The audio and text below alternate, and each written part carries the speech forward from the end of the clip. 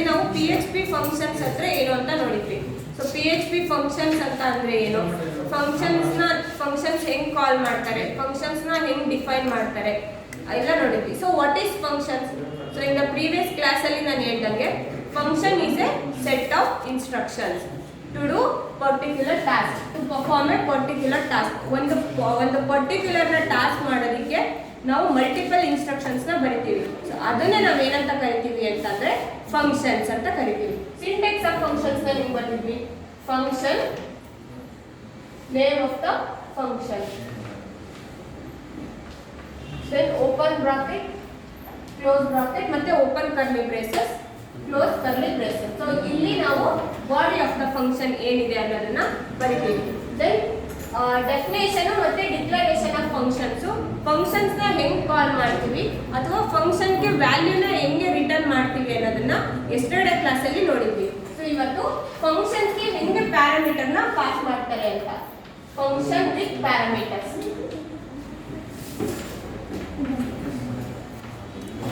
Parameters ಅಂತನಾದ್ರೂ ಹೇಳ್ಬೋದು ಅಥವಾ arguments ಅಂತನಾದ್ರೂ ಹೇಳ್ಬೋದು ಅಲ್ವಾ. Both are same. Parameters nothing but an arguments. So function with parameters ಅಂತಂದ್ರೆ if a function is accepting a one or more parameter in its request, ಆ request ಒಳಗೆ ಒಂದು function parameter ನ accept ಮಾಡ್ತಿದೆ ಅಂತಂದ್ರೆ ಅದನ್ನ ಏನ್ ಹೇಳ್ತಾರೆ ಅಂತಂದ್ರೆ ಫಂಕ್ಷನ್ ಪ್ಯಾರಾಮೀಟರ್ ಅಥವಾ ಪ್ಯಾರಾಮೀಟರೈಸ್ಡ್ ಫಂಕ್ಷನ್ಸ್ ಅಂತ ಕರೀತಾರೆ. A function which is accepting a parameter to do the task, ಒಂದು ಟಾಸ್ಕ್ ಮಾಡೋದಕ್ಕೆ ಅದು ಪ್ಯಾರಾಮೀಟರ್ಸ್ ನ ಅಕ್ಸೆಪ್ಟ್ ಮಾಡ್ತಿದೆ ಅಂತಂದ್ರೆ ಅದನ್ನ ನಾವು ಪ್ಯಾರಾಮೀಟರೈಸ್ಡ್ ಫಂಕ್ಷನ್ಸ್ ಅಂತ ಹೇಳ್ತಾರೆ. ಫಾರ್ ಎಕ್ಸಾಂಪಲ್, ಪ್ಯಾರಾಮೀಟರ್ ನ ಎಕ್ಸಾಂಪಲ್ ಮಾಡೋದಕ್ಕೆ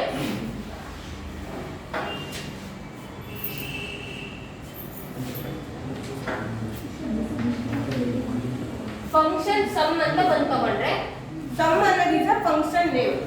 ಸೊ ಈ ಟೆಕ್ಸ್ಟ್ ಫಂಕ್ಷನ್ ಸಮ್ ನ ಮಾಡೋದಕ್ಕೆ ನಮಗೆ ಎರಡು ಆರ್ಗ್ಯುಮೆಂಟ್ಸ್ ಬೇಕಲ್ವಾ, ಮೀನ್ಸ್ ಎರಡು ವ್ಯಾಲ್ಯೂಸ್ ಬೇಕು ಯಾವ್ದಾದ್ರು ಒಂದು. ಸೊ ನಾನೇನಂತ ತಗೊಳ್ತೀನಿ, num1, $num2 ಅಂತ ತಗೊಂಡೆ. ಸೊ ಅಲ್ಲಿ ಡಾಲರ್ ರಿಸಲ್ಟ್ ಅನ್ನೋದಕ್ಕೆ ನಾನೇನ್ ಸೇವ್ ಮಾಡಿದ್ದೀನಿ ಅಂದ್ರೆ $num1 plus $num2 echo the result is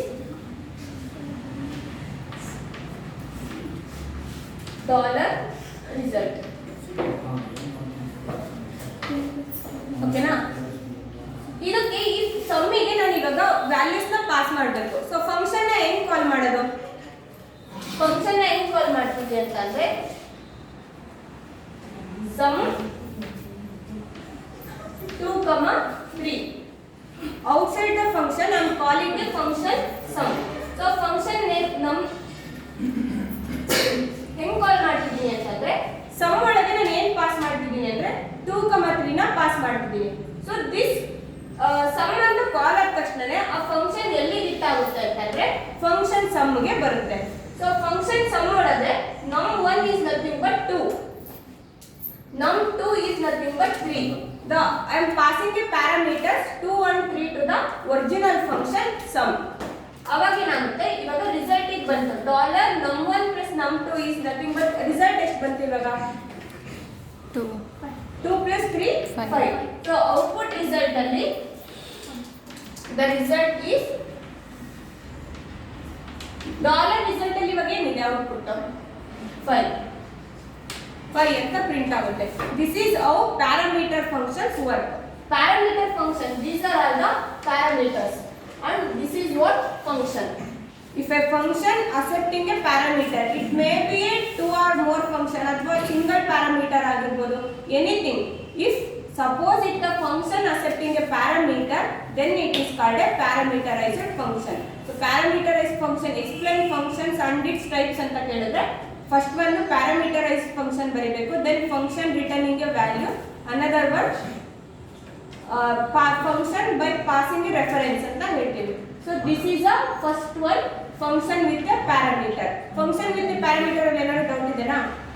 ಒಂದು ಫಂಕ್ಷನ್ ಇರುತ್ತೆ, ಪ್ಯಾರಾಮೀಟರ್ ಅಸೆಪ್ಟ್ ಇರುತ್ತೆ, ಫೈನಲ್ ಅಲ್ಲಿ ಆ ಫಂಕ್ಷನ್ ನ ಕಾಲ್ ಮಾಡಬೇಕಾದ್ರೆ ನೆಸೆಸಿಟಿ ಇರೋ ಪ್ಯಾರಾಮೀಟರ್ಸ್ ನ ಫಂಕ್ಷನ್ ಗೆ ಪಾಸ್ ಮಾಡ್ತೀವಿ. ಅದನ್ನ ನಾವೇನ್ ಹೇಳ್ತೀವಿ ಅಂತಂದ್ರೆ ಪ್ಯಾರಾಮೀಟರೈಸ್ಡ್ ಫಂಕ್ಷನ್ಸ್ ಅಂತ ಹೇಳ್ತೀವಿ. Then functions with reference value.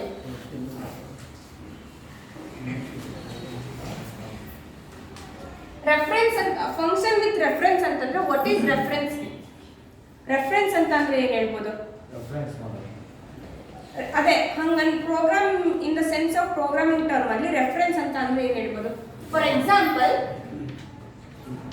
$a=5 ಅಂತ ಒಂದು ಎಕ್ಸಾಂಪಲ್ ಇದೆ. ರೆಫರೆನ್ಸ್ ಅಂದ್ರೆ ನಿಮ್ಗೆ ಅರ್ಥ ಆಗಲಿ ಅಂತ.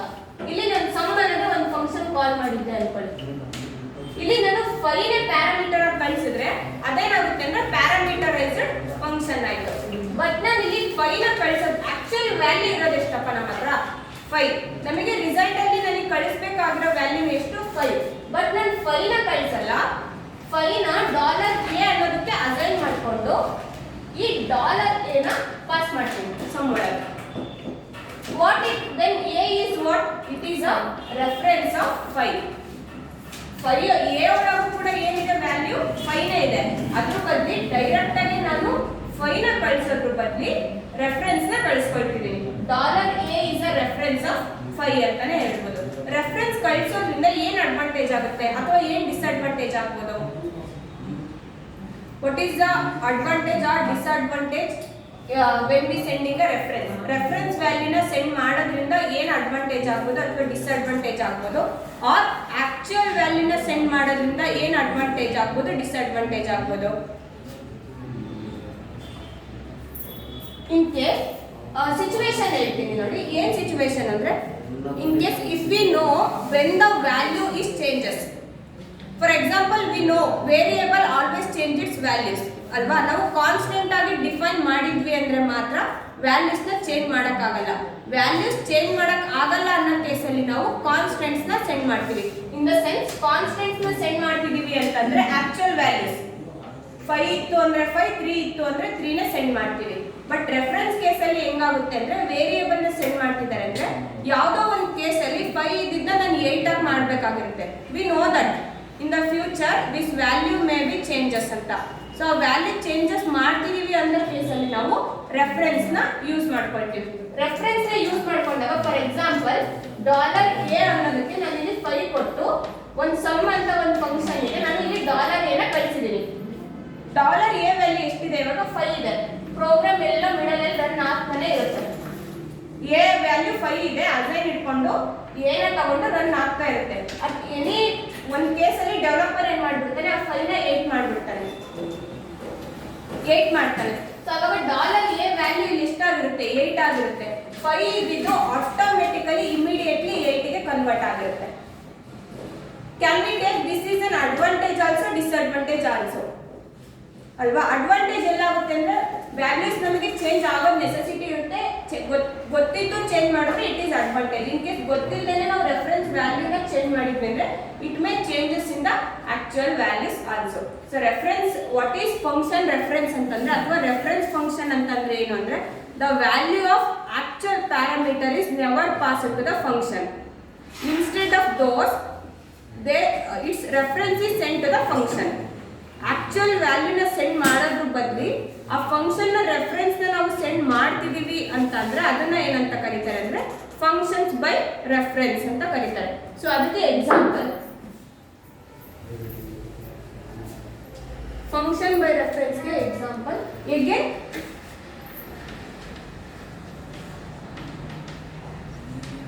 ಫಂಕ್ಷನ್ ಸಮ್ ಅಂತಾನೆ ತಗೊಳ್ಳಿ. ಎಲ್ಲದಕ್ಕೂ ನೆನಪಿರುತ್ತೆ. ಸೇಮ್ ಫಂಕ್ಷನ್ ನೆನಪು ತಗೊಳ್ಳಿ.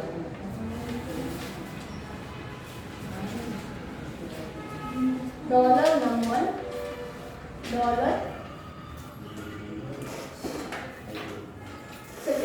$num1 ಅಂತ ತಗೊಳ್ಳಿ.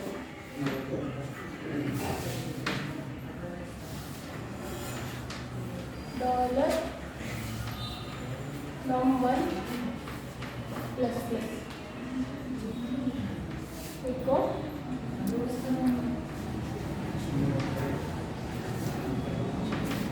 the result is $num1. So dollar result is equal to sum 5.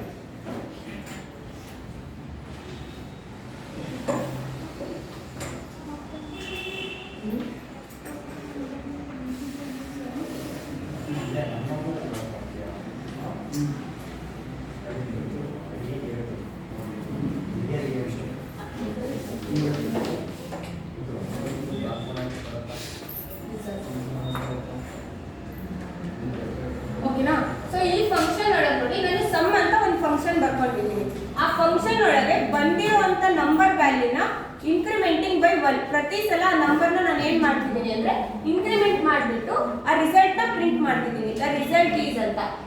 ಅದಕ್ಕೆ ಇವಾಗ ನಾನು ವ್ಯಾಲ್ಯೂನ ಪಾಸ್ ಮಾಡಬೇಕು. ಸೊ ವ್ಯಾಲ್ಯೂ ಪಾಸ್ ಮಾಡೋದಕ್ಕೆ ನಾನೇನ್ ಮಾಡ್ಕೊಳ್ತಿದ್ದೀನಿ ಅಂದ್ರೆ ಫಸ್ಟ್ ಟೈಮ್ ಅಲ್ಲಿ the result is equal to 5 ಅನ್ನೋದನ್ನ ಸೇವ್ ಮಾಡ್ಕೊಳ್ತಿದ್ದೀನಿ. ದೆನ್ ಇವಾಗ ರಿಸಲ್ಟ್ ಒಳಗೆ ವ್ಯಾಲ್ಯೂ ಎಷ್ಟಿದೆ 5. ಆ 5 ನ ಇನ್ಸ್ಟೆನ್ಸ್ ಅಥವಾ ರೆಫರೆನ್ಸ್ ಆಫ್ 5 ನ ನಾನು ಸಮ್ ಫಂಕ್ಷನ್ ಗೆ ಪಾಸ್ ಮಾಡ್ತಿದ್ದೀನಿ. ಲಾಸ್ಟ್ ಅಲ್ಲಿ ಸಮ್ ಫಂಕ್ಷನ್ ಅಂತ ಕಾಲ್ ಮಾಡಿಬಿಟ್ಟು ಆ ಫಂಕ್ಷನ್ ಒಳಗೆ ರಿಸಲ್ಟ್ ನ ಕಳಿಸ್ತಿದ್ದೀನಿ. ದೆನ್ ಅವಾಗ ಫಂಕ್ಷನ್ ಕಂಟ್ರೋಲ್ ಎಲ್ಲಿಗೆ ಬರುತ್ತೆ ಅಂದ್ರೆ ಫಸ್ಟ್ ಸಮ್ ಫಂಕ್ಷನ್ ಗೆ ಬರುತ್ತೆ. ಸಮ್ ಫಂಕ್ಷನ್ ಗೆ ಬಂದ ತಕ್ಷಣ ಈ ಫಂಕ್ಷನ್ ಎಲ್ಲಿದೆ ಅಂತ ಹುಡುಕುತ್ತೆ. ಸೊ ಇಲ್ಲಿಗೆ ಬರುತ್ತೆ. ಇವಾಗ ರಿಸಲ್ಟ್ ಒಳಗೆ ವ್ಯಾಲ್ಯೂ ಎಷ್ಟು ತಗೊಂಡಿದ್ದೀನಿ ನಾನು 5. ಆ ರಿಸಲ್ಟ್ ಅಲ್ಲಿ ಬಂದಿರೋ 5 ಡಾಲರ್ ನಮ್ 1 ಗೆ ಬಂತು. ಸೊ ಇವಾಗ ನಂಬರ್ 1 ಅಂತ ಅಂದ್ರೆ 5 plus plus is nothing but what 5 plus plus ಅಂದ್ರೆ 5 by incrementing a value 1 6 ಆಯ್ತು. then the result is 6. Dollar ನಮ್ 1 ಅಲ್ಲಿ ಎಷ್ಟಿರುತ್ತೆ ಇವಾಗ ವ್ಯಾಲ್ಯೂ 6 ಇರುತ್ತೆ. ನಮ್ 1 is equal to 6 ಅಂತ ಪ್ರಿಂಟ್ ಆಗುತ್ತೆ. This is how function reference works.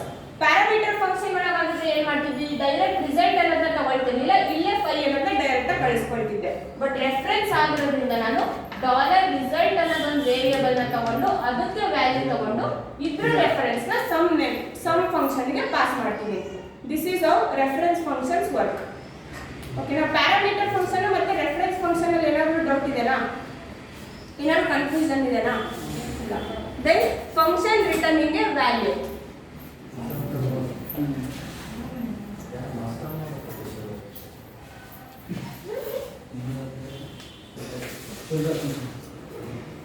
Third one, function returning a value.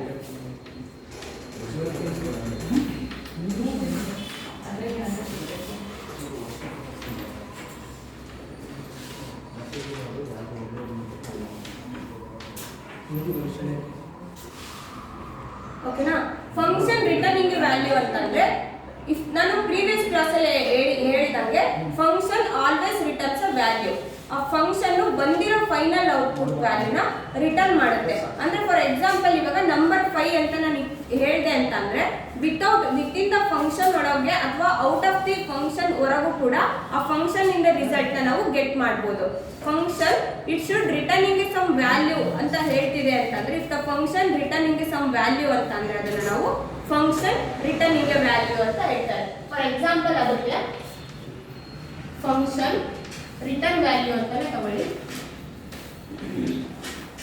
Function return values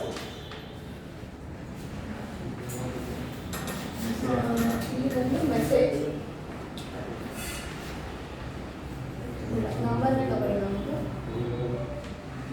dollar ನಮ್ 1 ಡಾಲರ್ ನಮ್ 2 then dollar result is equal to dollar num1 plus dollar num2 return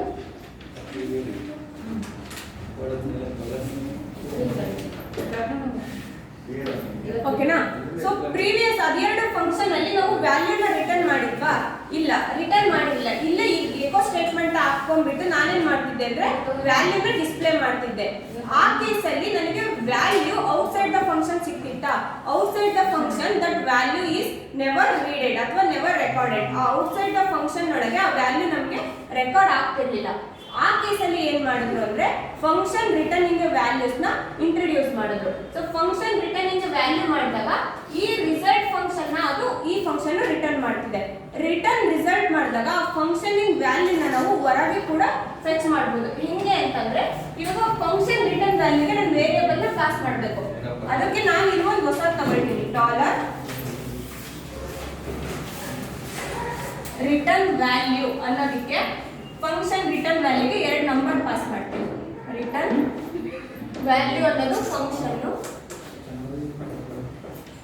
ಅದಕ್ಕೆ ನಾನು 3,1 ಅನ್ನೋದನ್ನ pass ಮಾಡಿದೆ. ಇಲ್ಲಿ eco statement ಅಲ್ಲಿ return value is ಅಂತ ಕೊಟ್ಬಿಟ್ಟು ಡಾಲರ್ ರಿಟರ್ನ್ ವ್ಯಾಲ್ಯೂ ಅಂದ್ರೆ ಈ ವ್ಯಾಲ್ಯೂನ ಡಿಸ್ಪ್ಲೇ ಮಾಡ್ತಿದ್ದೀವಿ. ಇಲ್ಲಿ ಬಂದಿರೋ ವ್ಯಾಲ್ಯೂನ ಈ ಫಂಕ್ಷನ್ ಹೆಂಗ್ ವರ್ಕ್ ಆಗುತ್ತೆ ಅಂತಂದ್ರೆ ಫಸ್ಟ್ ಇಲ್ಲಿಗೆ ಬಂತು ರಿಟರ್ನ್ ವ್ಯಾಲ್ಯೂ ಅನ್ನೋ ಫಂಕ್ಷನ್ ಗೆ ಕಂಟ್ರೋಲ್ ಬರುತ್ತೆ. ಕಂಟ್ರೋಲ್ ವ್ಯಾಲ್ಯೂ ಬಂದ ತಕ್ಷಣ ರಿಟರ್ನ್ ವ್ಯಾಲ್ಯೂ ಆಫ್ ಫಂಕ್ಷನ್ ಅನ್ನೋದು ಕಾಲ್ ಆಗ್ತಿದೆ. ಇಲ್ಲಿ ಕಾಲಿಂಗ್ ಫಂಕ್ಷನ್ ಆಗ್ತಿದೆ. ಆ ರಿಟರ್ನ್ ಕಾಲ್ ವ್ಯಾಲ್ಯೂ ಅನ್ನೋದು ಫಂಕ್ಷನ್ ಕಾಲ್ ಆದ ತಕ್ಷಣ ಅದರೊಳಗೆ ನಾನು ಯಾವ ಪ್ಯಾರಾಮೀಟರ್ ನ ಪಾಸ್ ಮಾಡಿದ್ದೀನಿ, 3 ಮತ್ತೆ 1 ನ ಪಾಸ್ ಮಾಡಿದ್ದೀನಿ. ಸೊ ಕಾಲ್ ಆಯ್ತು, ಇಲ್ಲಿ 3 ಇಲ್ಲಿ 1 ಬಂತು. So num1 is 3, num2 is 1. 3 plus 1 ಎಷ್ಟು? 3 plus 1 4. ಸೊ ಇವಾಗ ರಿಸಲ್ಟ್ ಎಷ್ಟಿದೆ? 4 ಇದೆ. ಫಂಕ್ಷನ್ ಏನ್ ರಿಟರ್ನ್ ಮಾಡ್ತಿದೆ ಅಂದ್ರೆ ವ್ಯಾಲ್ಯೂ 4 ನ ರಿಟರ್ನ್ ಮಾಡ್ತು, ಬಟ್ ಇನ್ನು ಡಿಸ್ಪ್ಲೇ ಆಗಿಲ್ಲ. ಇವಾಗ ರಿಟರ್ನ್ ವ್ಯಾಲ್ಯೂ ಒಳಗೆ ರಿಸಲ್ಟ್ ತಗೊಂಡ್ಬಂದಿದೆ. ಇದನ್ನ ತಗೊಂಡ್ಬಂದು ಇಲ್ಲಿಗೆ ಹಾಕೊಳ್ತು 4 ಅಂತ ರಿಟರ್ನ್ ವ್ಯಾಲ್ಯೂ ಒಳಗೆ. ಇವಾಗ ರಿಟರ್ನ್ ವ್ಯಾಲ್ಯೂನ ನಾನು ಡಿಸ್ಪ್ಲೇ ಕೊಟ್ರೆ ಇಲ್ಲಿ ವ್ಯಾಲ್ಯೂ ಏನ್ ಬರುತ್ತೆ? ದ ರಿಟರ್ನ್ ವ್ಯಾಲ್ಯೂ ಇಸ್ 4 ಅಂತ ಡಿಸ್ಪ್ಲೇ ಆಗುತ್ತೆ. ಓಕೆನಾ? ರಿಟರ್ನ್ ವ್ಯಾಲ್ಯೂಸ್ ಹೆಂಗೆ ವರ್ಕ್ ಆಗುತ್ತೆ ಅನ್ನೋದು ಗೊತ್ತಾಯ್ತಾ? Is there any confusions between parameter reference ಅಥವಾ ರಿಟರ್ನ್ ವ್ಯಾಲ್ಯೂ ಏನಾದ್ರು ಕನ್ಫ್ಯೂಷನ್ ಇದೆನಾ? Okay, let's stop here. ನಾಳೆ ಮತ್ತೆ